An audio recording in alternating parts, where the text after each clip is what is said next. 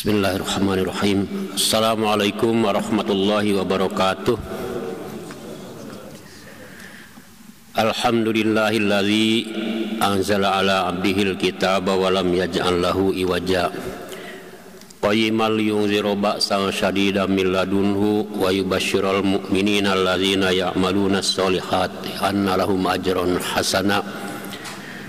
Asyhadu an la ilaha illallah wahdahu la syarikalah wa asyhadu anna Muhammadan abduhu wa rasuluhu la nabiyya ba'dah. Allahumma fasholli wa sallim ala sayyidina Muhammadin wa ala alihi wa ashabihi ajma'in, amma ba'du. Kaum muslimin jamaah salat subuh yang dirahmati Allah Subhanahu wa taala,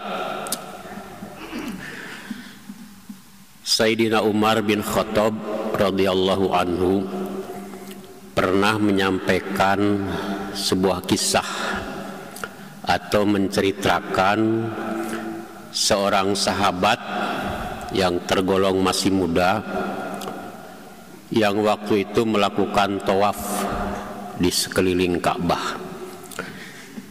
Orang-orang kalau bertawaf itu doanya panjang-panjang dan bermacam-macam. Tetapi si sahabat ini hanya membaca doa pendek, singkat, yaitu doanya Allahumma ja'alni minal qalil, Allahumma ja'alni minal qalil. Terus saja berputar tawaf sampai 7 putaran. Doanya tidak rubah-rubah. Allahumma ja'alni minal qalil, ada kala juga ij'alni minal qalil. Sayyidina Umar rupanya berdekatan tawafnya itu dengan sahabat ini, sehingga memperhatikan, timbul keinginan untuk bertanya, kenapa orang ini doanya kok pendek singkat, sementara orang-orang yang lain doanya itu panjang-panjang ketika tawaf itu dan bermacam-macam. Bagi kita yang sudah pernah haji atau umroh, kita juga bisa menyaksikan betapa banyaknya doa-doa pada waktu tawaf itu. Selesai tawaf, hadirin sekalian, Umar rupanya memanggil sahabat ini dan bertanya, wahai sahabatku, apa gerangan Anda kok membaca doanya pendek-pendek? Allahumma ja'alni minal qalil itu artinya, ya Allah, jadikan aku termasuk golongan orang yang sedikit. Nah itu, jadi dia sepanjang putaran itu berdoanya hanya itu, ya Allah, jadikan aku termasuk golongan orang-orang yang sedikit. Ketika ditanya oleh Umar, dia menjawab, aku pernah mendengar penjelasan Rasulullah Shallallahu Alaihi Wasallam terhadap beberapa ayat Al-Quran yang menjelaskan, menerangkan betapa sedikitnya orang-orang yang pandai bersyukur, betapa kecilnya atau sedikitnya orang-orang yang pandai bersyukur. Itulah yang aku dengar penjelasan dari Rasulullah Shallallahu Alaihi Wasallam itu. Kelak nanti hadirin, orang yang tidak pandai bersyukur pada dasarnya itulah orang yang sombong.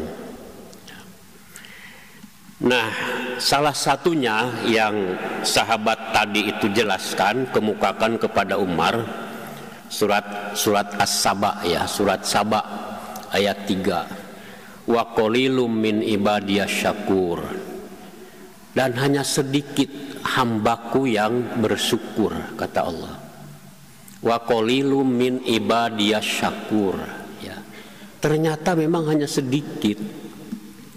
Dari sejak diturunkannya Nabi Adam sampai Nabi terakhir baginda Rasulullah Shallallahu Alaihi Wasallam, termasuk mungkin sampai hari ini, ternyata tidak banyak.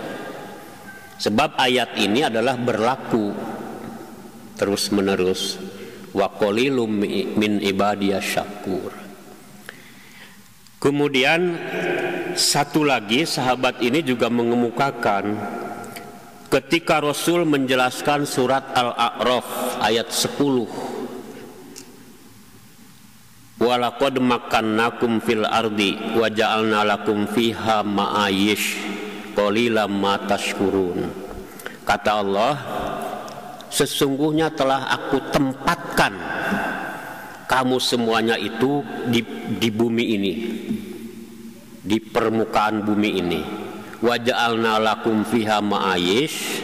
Aku tidak hanya sekedar menempatkan kamu, tapi di dunia inilah aku sediakan kehidupan untukmu, ya.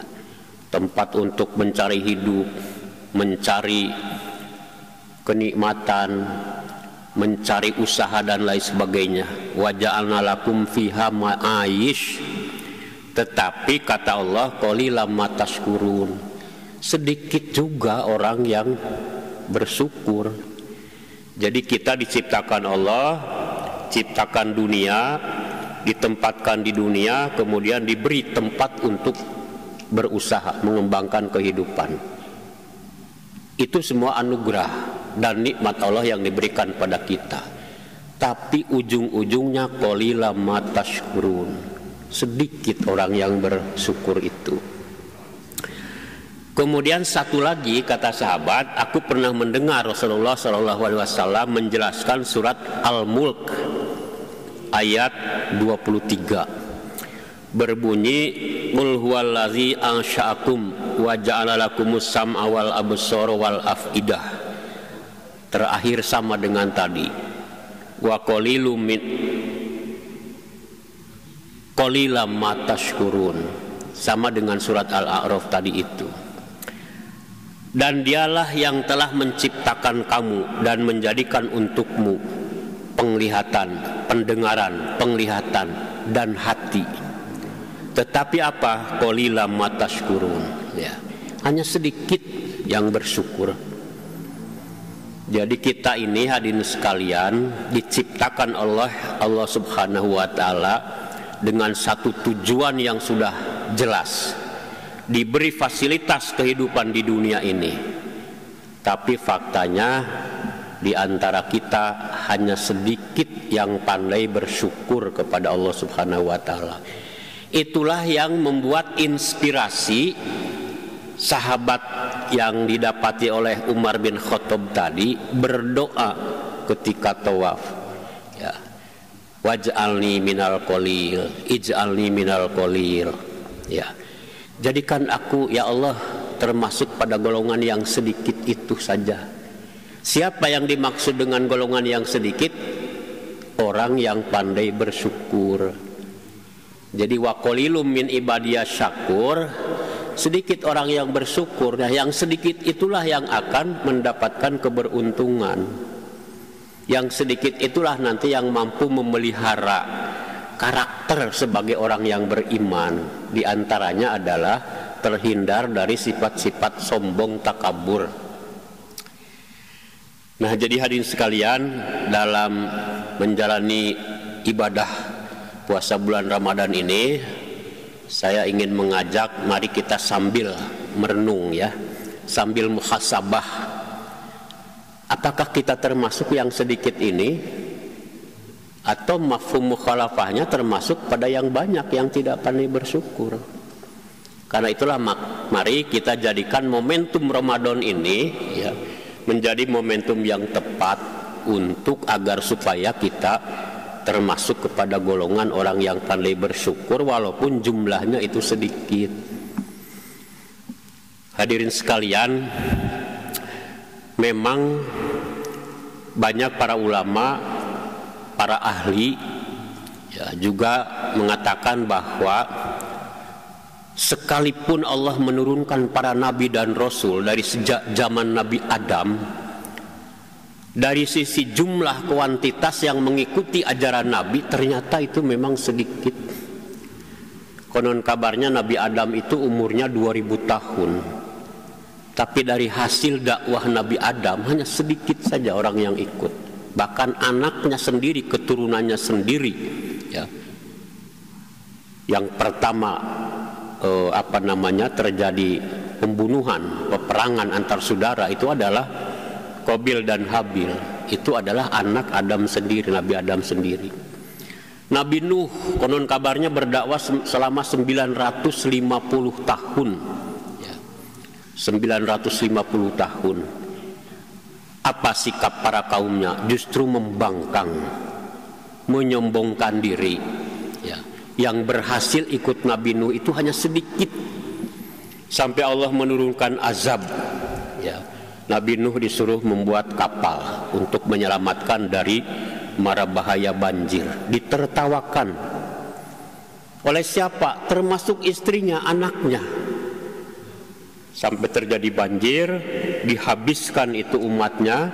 Kemudian turun lagi nanti Nabi yang berikutnya, begitu lagi, dan terakhir baginda Nabi besar Muhammad SAW, yang sampai hari ini umatnya dalam statistik penduduk global, hadirin sekalian, jumlah umat manusia sekarang ini sudah mencapai 8 miliar. Umat Islam itu sudah mencapai 2 miliar. 2 miliar dibanding dengan 8 miliar itu jauh, hanya sedikit saja. Belum lagi dari yang 2 miliar itu juga termasuk yang aliran-aliran sesat, yang punya paham-paham menyimpang. Hari ini sangat bertebaran, hadirin sekalian, paham-paham yang terindikasikan sesat dan menyimpang. Bayangkan ada seorang yang mengaku ustadz, mengajarkan, membolehkan, menghalalkan beradu pasangan, bertukar pasangan. Alhamdulillah sekarang sedang ditangani oleh Polda Jawa Timur. Di Jawa Barat juga sedang viral sekali, ya, pernyataan-pernyataan seorang yang mengaku sebagai intelektual, mengatakan bahwa surga dan neraka itu bukan di sana tapi di sini, ya. Menafsirkan Al-Quran semaunya sendiri, tidak berdasarkan kaidah penafsiran. Nah, jadi yang 2 miliar itu umat Islam di dunia itu termasuk yang aliran-aliran itu. Jadi kalau kita kerucutkan lagi, mungkin ya dari 8 miliar ini paling-paling 1,5 miliar mungkin yang tergolong kepada orang beriman, tapi itu juga belum tentu berislam secara kafah. Dia mengaku beriman tapi tidak berislam secara kafah, ya. Surat Al-Baqarah itu mengingatkan kita, sekali kamu masuk Islam maka konsekuensinya harus tunduk dan taat secara utuh.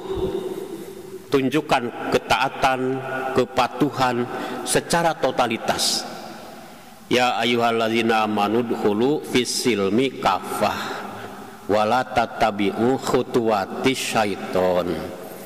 Wahai orang-orang beriman, ya, masuklah kamu kepada Islam ini secara kafah. Artinya laksanakan secara keseluruhan apa yang diperintahkan oleh Allah dan tinggalkan secara total apa yang dilarang oleh Allah. Nah, ini yang harus menjadi bahan introspeksi kita. Sudahkah kita beriman tapi tidak berislam secara utuh, secara menyeluruh, secara total? Ini hadirin sekalian yang patut menjadi perhatian kita. Sebab model orang beriman yang tidak berislam secara utuh inilah yang kelak nanti ibadahnya pun tidak diterima. Model orang beriman tetapi tidak berislam secara utuh inilah yang kelak nanti tidak mampu menghilangkan rasa sombong. Justru sifat-sifat sombong itu dipelihara dalam dirinya, ya. Saya ingin menyampaikan, ini hadis sahih hadirin sekalian, ya. Bulan Ramadan kita sering disuguhi oleh para ustadz, para kiai, betapa kemuliaan Ramadan, berapa keutamaan Ramadan, ya. Pahala ibadah sunnah diberi pahala wajib, ibadah wajib 70 kali lipat gandakan pahalanya, memberi makan orang berpuasa pahalanya sama dengan berpuasa itu, ya. Pintu surga dibuka lebar-lebar, pintu neraka ditutup rapat-rapat. Itu pernyataan yang sering kita dengar. Tetapi hadirin sekalian, saya ingin mengingatkan, ada hadis juga yang diingatkan oleh Nabi. Rubba min so'im laisa lahu min siyamihi ilal ju wal atosh. Rubba itu bahasa Arab menunjuk kepada arti kebanyakan. Rubba min so'im, kebanyakan orang yang berpuasa itu laisa lahu min siyamihi ilal ju wal atosh. Dia puasanya tidak dapat apa-apa kecuali lapar dan dahaga semata-mata. Ini ironisnya kan diawali dengan kata ruba tadi itu, hadirin sekalian ya. Jadi kebanyakan artinya terbalik dengan tadi ya. Wa qalilum min ibadiyas syakur, ya. Sedikit saja orang yang pandai bersyukur, tetapi banyak orang yang tidak diterima ibadahnya, termasuk puasa. Dalam hadis lain ada juga rubba min qaim laisa lahu min qiyamihi ilal haram. Dalam redaksi yang lain illa saharu, ya. Betapa banyak orang yang sholat qiyam, mungkin sholat malam, mungkin sholat taraweh, tapi dari sholatnya tidak diperoleh apa-apa kecuali capek, kecuali begadang saja. Nah hadirin sekalian, ini saya sengaja sampaikan untuk bahan renungan kita. Kita introspeksi. Ada pesan Nabi, kalau kamu bingung di mana posisi kamu, ya, istafti kolbak, istafti nafsak. Ini perintah untuk muhasabah, Pak. Tanyakan pada hatimu, tanyakan pada dirimu, apakah ibadah saya ini sudah benar? Apakah keislaman saya ini sudah utuh atau tidak? Istafti kolbak. Menurut saya bulan Ramadan ini tepat kalau kita sering-sering bermuhasabah seperti itu. Karena Nabi sudah mengingatkan betapa banyak orang berpuasa, betapa banyak orang yang salat, betapa banyak orang yang beribadah yang lain-lain, tetapi ternyata tidak mendapat apa-apa. Kan rugi kita. Puasa menahan lapar, haus, ya, menahan capek, menahan amarah dan lain sebagainya, tapi ujung-ujungnya tidak dapat pahala, kerugian luar biasa. Nah jadi hadirin sekalian, karena itulah sekali lagi saya tidak bosan-bosan mengingatkan, mari ya kita bermuhasabah, tapi tidak hanya sekedar muhasabah, kita harus bertekad untuk meningkatkan kualitas ibadah kita. Jadi taqarrub kepada Allah secara kuantitas ini bulan Ramadan, tapi juga sekaligus harus berkualitas. Apa yang berkualitas itu? Ya, hadirin sekalian, kita mengenal rukun ya. Ada rukun iman dalam Islam tuh. Ada rukun Islam, ada rukun ibadah. Rukun iman itu kan yang 6 ya. Rukun Islam yang 5. Termasuk dalam rukun Islam ini adalah puasa. Tapi ada rukun ibadah. Rukun itu artinya tiang. Ya, tiang. Islam digambarkan sebagai sebuah bangunan. Tiangnya itu adalah rukun Islam yang 5 itu. Masjid ini tanpa tiang tidak akan berdiri. Jadi rukun itu artinya sesuatu yang harus mutlak ada. Tanpa ada rukun tidak mungkin sebuah bangunan bisa berdiri. Nah rukun ibadah diantaranya hadirin sekalian yang dijelaskan di dalam Al-Quran itu. Qul inna sholati wa nusuki wa mahyaya wa mamati lillahi rabbil alamin. Katakan sesungguhnya sholatku, ibadahku, hidupku, matiku untuk apa? Lillahi rabbil alamin. Ya, semata-mata hanya untuk mendapatkan ridho Allah subhanahu wa ta'ala. Ini rukun yang paling utama dalam setiap ibadah. Mungkin saja kenapa ibadah kita tidak terima, karena rukun ya, rukun yang paling fundamental tadi itu tidak sempurna. Nah, nanti kelak kenapa kok tidak sempurna ya? Salah satu faktornya itu adalah gangguan iblis dan setan. Ya, kita tahu kenapa kesombongan itu bisa hidup dalam kehidupan ini, karena yang pertama menampakkan, menghadirkan sifat sombong itu adalah iblis. Ya, ketika Allah memerintahkan kepada malaikat untuk sujud kepada Adam, malaikat sujud penghormatan, tetapi iblis membangkang, aba wastakbara wa kana minal kafirin. Iblis itu sombong, takabur. Karena kesombongan dia, ketakaburan dia, pembangkangan dia, maka Allah memberikan label wa kana minal kafirin. Itu hadirin sekalian, kalau sifat sombong terus terpelihara, memuncak, maka pembangkangan itulah nanti yang terjadi. Pembangkangan terhadap apa? Terhadap perintah Allah. Iblis itu hanya satu membangkangnya, disuruh sujud ya. Wa qulna ya adamuskun wa iz qulna lil malaikati isjudu li adama fasajadu illa iblis ya. Jadi ketika disuruh sujud, malaikat sujud pada Adam, iblis tidak mau. Membangkang hanya kepada satu perintah Allah. Itu sudah dicap kafir. Wa kana minal kafirin. Nah, mari kita introspeksi. Sudah berapa banyak perintah Allah yang kita bangkangi? Sudah berapa banyak ya seruan Allah yang tidak kita hiraukan? Iblis saja yang hanya satu pembangkangannya itu dicap sebagai kafir. Sekali lagi ini bulan Ramadan, Pak. Ya. Jadi banyak merenung tentang keadaan diri, tentang hubungan kita kepada Allah, tentang hubungan kita kepada sesama manusia. Itu menurut Imam Al-Ghazali salah satu cara untuk menghilangkan rasa sombong kita, baik sombong kepada Allah maupun kepada sesama manusia.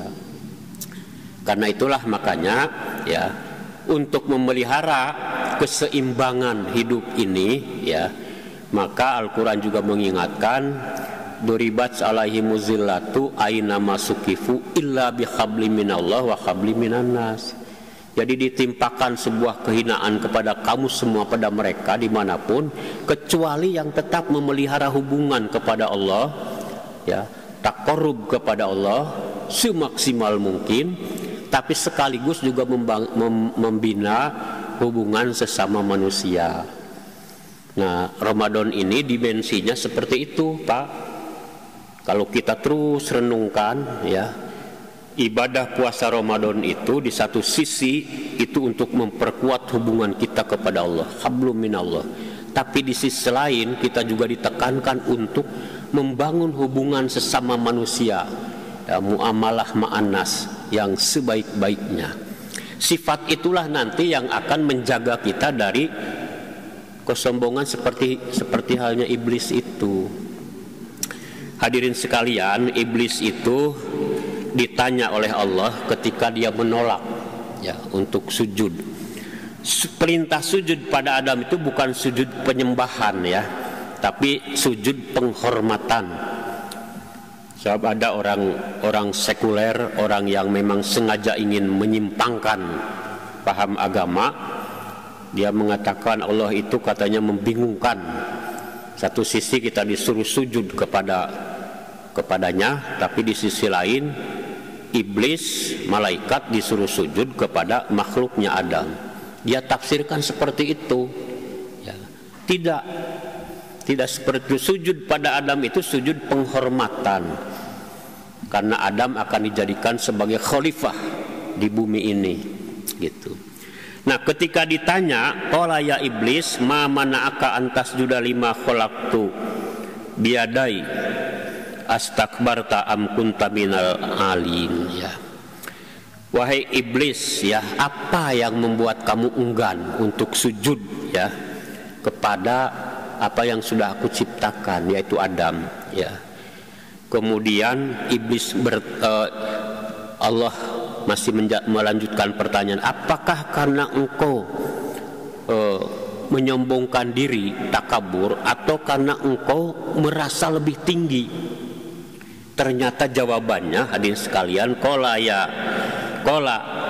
ana khairum minhu khalaqtani min nar wa khalaqtahu min tin. Iblis menjawab, ya, aku kan lebih bagus dari Adam, aku lebih baik, lebih hebat dari Adam. Aku diciptakan dari api, khalaqtani min nar wa khalaqtahu min tin, sedangkan Adam diciptakan dari tanah. Mana yang lebih hebat antara tanah dengan api? Api tentu, karena api punya kekuatan, punya power. Maka karena itu aku tidak mau sujud dengan Adam. Nah, jadi artinya hadirin sekalian, kelak nanti didefinisikan sombong itu apa. Sombong itu ternyata merasa lebih dari orang lain, dan ada perasaan mengecilkan pihak lain. Itulah sombong. Itulah iblis yang pertama memiliki sifat itu, ya. Qala ana khairum minhu khalaqtani min nar wa khalaqtahu min tin. Aku diciptakan dari api, sedangkan dia dari tanah, ya. Untuk apa aku sujud padanya, ya. Mungkin kelak dalam kehidupan kita seperti ini. Kenapa kekayaan bisa mendorong kesombongan? Karena memandang orang lain lebih miskin dari dia. Kenapa kepintaran juga bisa membuat kesombongan? Karena memandang orang lain bodoh dari dia. Kadang-kadang diingatkan juga oleh Imam Al-Ghazali, bapak-bapak, ya, orang ahli ibadah pun, ya, bisa saja terjerumus kepada kesombongan karena dia merasa paling soleh sendiri, orang lain adalah tidak soleh.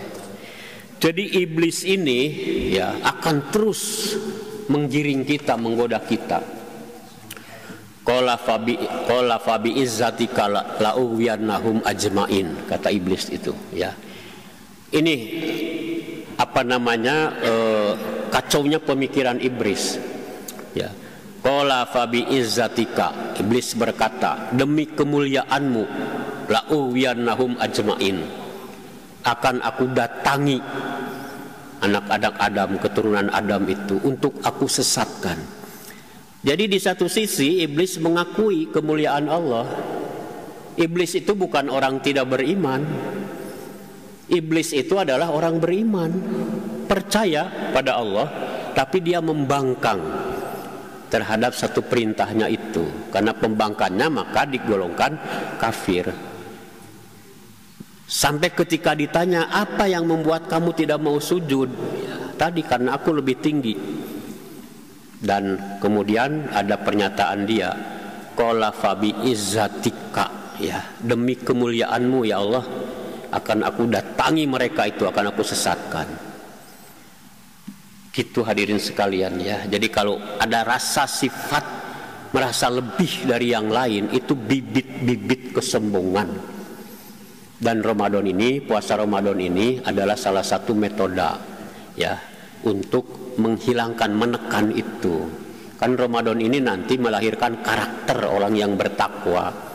Sepanjang puasa Ramadannya adalah benar, berkualitas. Tapi kalau puasanya itu karena yang lain-lain, ya puasa hanya karena kebiasaan aja, tiap tahun puasa. Atau bahkan ada orang yang berpuasa karena rasa malu, gitu, atau karena rasa terbawa-bawa saja, bukan karena rasa kesadaran. Ya, bersyukur itu hadirin sekalian intinya adalah rasa kesadaran akan kebesaran Allah, kemahakuasaan Allah, kemurahan Allah. Itu syukur namanya. Karena punya kesadaran seperti itu, maka dia tunduk taat sepenuhnya.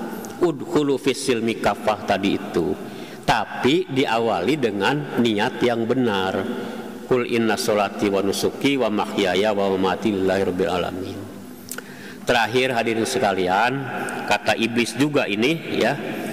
Jadi demi kemuliaanmu aku akan goda, aku akan jerumuskan semua, ya. Kemudian kecuali ya illa ibadaka minal mukhlasin, kecuali hamba-hambamu ya yang beribadah secara ikhlas. Itu yang tidak akan mampu aku jerumuskan. Jadi hadirin sekalian, kiatnya sebetulnya sederhana. Kalau kita ingin terbebas dari bujuk rayu setan dan iblis, jadilah kita orang yang mukhlis beribadah, ikhlas yang beribadah. Gimana yang ikhlas? Perintahnya tadi, kul inna sholati wa nusuki wa mahyaya wa mamati lillahi rabbil alamin ya. Hanya karena mengharapkan ridha Allah. Karena itu dalam beribadah jangan ada partikel-partikel niat-niat lain yang mencampuri ibadah kita ini. Ikhlas itu berasal dari kata kholaso ya, murni. Jadi kalau ada istilah susu murni, itu susu yang tidak tercampur.